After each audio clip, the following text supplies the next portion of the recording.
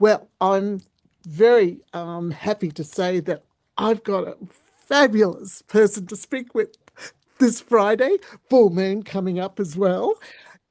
Yes, and doesn't the animal kingdom go crazy on the full moon?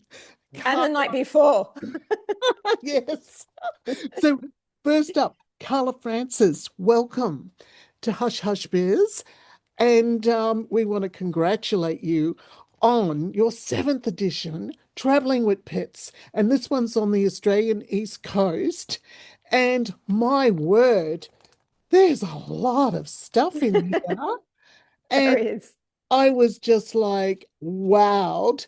And I tell you what, pet lover, as you know, there is a lot of us out there that are just, turning to our pets more and more because, oh boy, don't they give you the unconditional love every day? Absolutely. Don't ask any questions.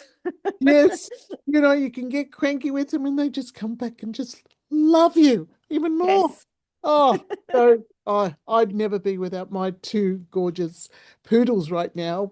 One is a god dog, but I tell you what, we have to start with asking you, this is your seventh edition.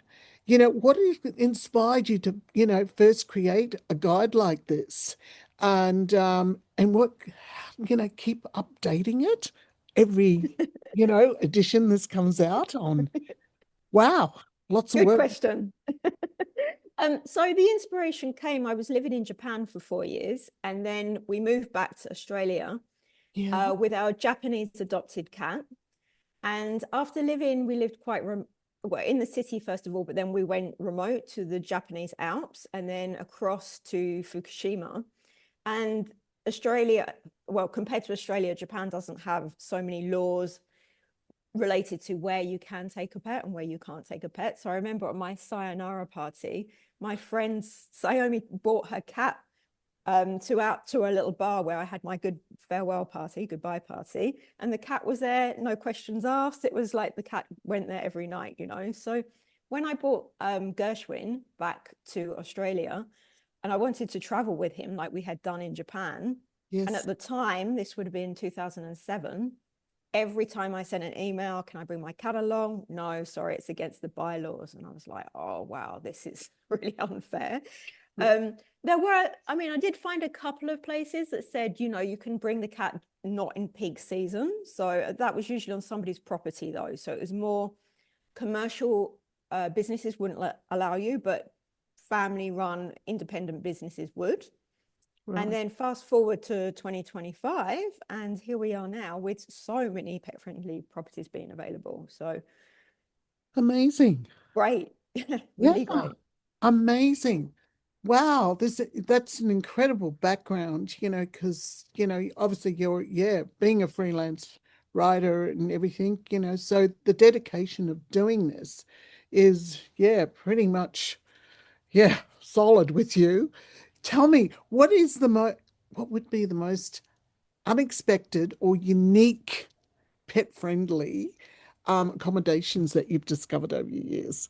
Over the years, there's been several. There's a couple that are fairly new and are in business, I'm happy to say. One is called Yurt by Sea. So it was, the traditional yurts that you get in Mongolia. So the round kind of tent. Yeah. That's in Coffs Harbour in New South Wales, which is very, very cool. The other one is called Nature Domes, and that's just near Port Macquarie, also in New South Wales. And it's like a see-through dome that you can stay in with your pet. So it would be, I guess, like a very upmarket glamping type of accommodation. Oh my God. The people that do these, do they specifically, obviously they must be pet lovers, or are they just specifically, building these things for the demand? I think no, they had the business, and then they saw obviously the growth of pet travel, Yeah. and were pet owners and lovers themselves, and thought, well, why not? Why can't we have pet guests? Yeah. Beautiful. Beautiful. I love it. Okay. Beyond places to stay, your book includes pet-friendly cafes and pubs and even wineries. So Yes. How open is Australia becoming to including pets in lifestyle experiences? I think a lot more. Just last week, I saw that you could go to a cocktail bar and they had puptinos, I think they were in Sydney. So Uppity. yeah, puptinos, yeah. So very, very all embracing these days. What else did I see? There was two, a pub in Melbourne and a pub in Sydney that do pub lunches for dogs I've specifically. seen that. Yes. Yeah. Yeah. So really, really cool. Very, very inclusive now, I would say. But unfortunately, having said that, doing the research for the book, there was a big chain of hotels that were actively promoting themselves as being pet friendly, and unfortunately, they've changed their pet friendly policy and no longer accept pets. So, Oh, it just seems with every good news and new property that comes available, there are several that close, whether that's financial or a lot closed during COVID, unfortunately. So, yeah, it's for every growth there might be a couple of businesses that have closed, unfortunately. yeah. This is, the sad thing about, changes of the economy and, Mm. yeah, it's very hard out there at the moment. So, you Yeah, know, very tough. and and obviously we one of obviously taking your pets obviously is it's a lot of work involved in bringing them on the journey, but what are the cost effect sort of that you might be looking at in Well, it depends, I guess. If you want to go very upmarket, you could be looking at $500 a night. And then they might whack on a pet bond as well because they want to keep their accommodation very clean. But yeah. then you could go bottom end, stay in your own camper van, for example, or even a tent, and that would be very, very reasonably priced. I drove up the East Coast from Sydney to Cairns with my pets.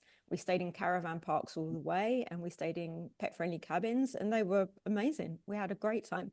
And going to places like that, I think, are great because then you meet other people that are traveling with pets. So there's a whole community out there of people, and they share ideas and recommendations. So it's really good to. I mean, I think that was probably my favorite journey was staying in caravan parks just because the people that you meet are very open. Oh, a really good community is, Yeah, is where absolutely. Yeah. you Yeah, come which you mightn't get if you were staying in the boutique kind of boutiques and upmarket everything. hotels. I mean, you might do, but yeah, probably not as you wouldn't frequent that many people, different types of people as well. That would be really amazing for, people just starting off traveling with their pets as well. You know, Yes. you've got, pets sometimes come with, being anxious and you've got to, work with sort of, making sure that they're calm on the trips. Is there any tips, on these things that Yeah, you, I mean, that's a very good question because I traveled with my cats and one's highly, highly anxious. And so for us, it was all about having space. yeah, And, if my friend travels with her dog and the dog barks quite a lot. So if you're staying in caravan parks or or looking for maybe cabins are a good place to start. So there was a cabin in the Blue Mountains we used to go to all the time just because it had a great big yard and hardly any properties around it. So if your dog is a barker, I would recommend looking for cabins. Countryside getaways would be a good first tip.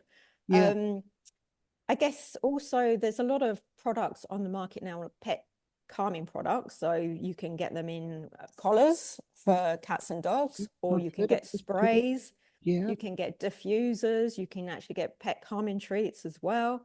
There's a lot of products on the market these days. Also, we used to play Chopin in the car to um, calm the pets when we were traveling because it's been proven, I think, that yeah, classical music can have a calming effect on animals and us as well. Ab- yeah, absolutely. Yeah, as long as they're close by and they hear you and yeah, they feel a lot more settled. It's the separation anxiety, isn't it? Oh, yeah, yeah, Yeah. definitely. So I probably wouldn't be leaving a pet that was anxious inside a new property. Yeah. Yeah, I mean, if you have to, obviously you would have to, but try taking bedding that smell, is their own pet bed or clothes and items that smell of you. So Yeah. yeah, so they feel comfort in the scent of you and their Yeah. home. Yeah. No, that's amazing. Oh, look, it's just mind-blowing in terms of, just what the animal kingdom, is now included with, and it's just wonderful. I know that for me, I obviously with in the car sort of situation, I've got an emotional support dog, that I've had since, obviously when I had my mum and she's now parted, but that he's become so important to me that, I'm able to take him into the shopping centers and other things. Do you see a lot of that around nowadays? Um, That Unfortunately, not as much. I went to LA about 4 years ago, and compared to the US, unfortunately, yes, nowhere near. Yeah, yeah, a little bit more. I mean, I guess people are more aware of it, but yeah, nowhere near the same level of service dogs that you saw in the US. Even at airports trotting through with their yes, owner. Yeah, it was just amazing. I loved it. Yeah. yeah, yeah. I know I've been to LA and I have an LA poodle. Oh wow. Yeah, so I can vouch. I actually met him in Yeah. LA, and he's now living here. Oh, great. And Okay. his parents go away a lot. So that's why I'm the godmom. But I've that it's a complete different Yeah. ball game over there. Everybody's Yeah. got a pet, and everyone's out, and it's I love it. I love that experience. I do hope it, yeah, opens up more because every time I go out, I get asked, oh my God, are you allowed to do that? And I say, yes, I have. Yeah. I've got, the papers for it. And so yeah, I feel good that I can do it. And my pets love it. They're very well behaved too. So, Oh, when good. you come out, because you can't take, the bigger dogs. These are poodles. Handbag dog. Are they handbag dogs?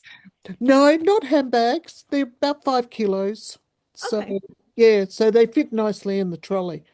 Oh, perfect. Take them to Bunnings. Yes, yes. Yes, Oh, yes, Bunnings is the doggy destination for sure. absolutely. So, Carla, what's next for you? Is there more editions? Are you expanding to other, regions of Australia? Is there, a I different mean, travel guide? yeah, so every edition I do like to include something new. So we've added the inland section. That's a recent section that's at the back of the book. But Yeah, because of the size of it, I don't know yeah, I can include the whole of Australia just because it would be too big.